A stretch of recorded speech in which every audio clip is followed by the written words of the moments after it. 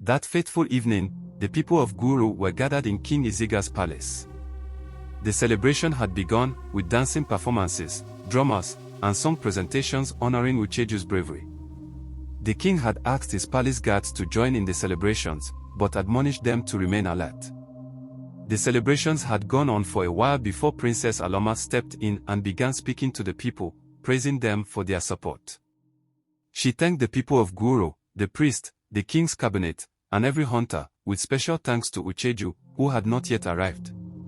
Everyone looked out for him as other hunters walked into the arena. She ended her speech with great thanks to her father and retreated to her quarters to wait for Ucheju. Her personal maiden, Ife, reassured her that Ucheju would come, as the princess had really desired to see him. She had heard so much about him and seen him often from a distance, but now she was to meet him, the man who saved her life. She had a lot of questions, knowing that he was to be her husband. She felt perplexed, wondering if she would like him, if he would be nice, what he thought of her, and if he liked her. Did he do it because of love? She placed her palms on her head as she said these words to Ife.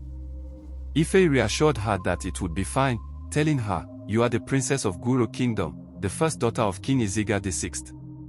Every man likes you, besides, you are very beautiful. No man would miss an opportunity to have you."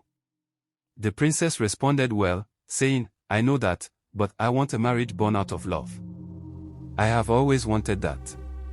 Ife said, "If Ucheju didn't love you, I think we would have known by now.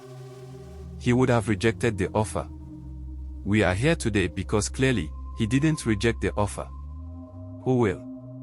You are forgetting that you are the target." In the arena, the king was addressing the people, starting by appreciating his late wife, Queen Njideka. The king said, "When I was told that we needed a ritual to bring my daughter back, I thought to myself, what will I do? It's not news to anyone in Guru how my wife died and what she made me promise before she died, but I will recount it today." Queen Njideka, at the point of death, also needed a ritual, and she refused. She said, "I won't take another's life to preserve mine. If the gods have no other option, let me die." And she made me promise never to resort to human sacrifice, no matter the cost. Today, we don't celebrate and mourn at the same time, as nobody's life was used to rescue my daughter, and nobody's life would ever be used under my reign for any sacrifice whatsoever. The people hailed and shouted.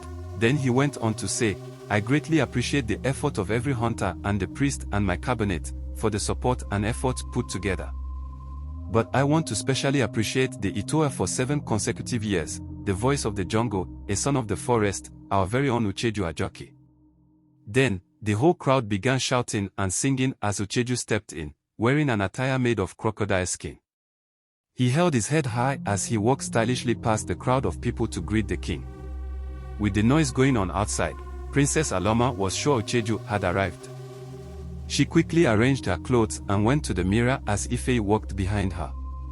"You are fine, my princess, you look beautiful as always," Ife said with a smile.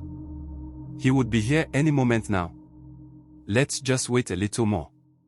Then, Ucheju stepped in through the curtains. He was taller than the princess had seen from a distance, and very charming. The princess quickly softened her gaze, having looked at him so intently, as if she had seen a ghost. "Welcome, son of the forest," she said with a smile.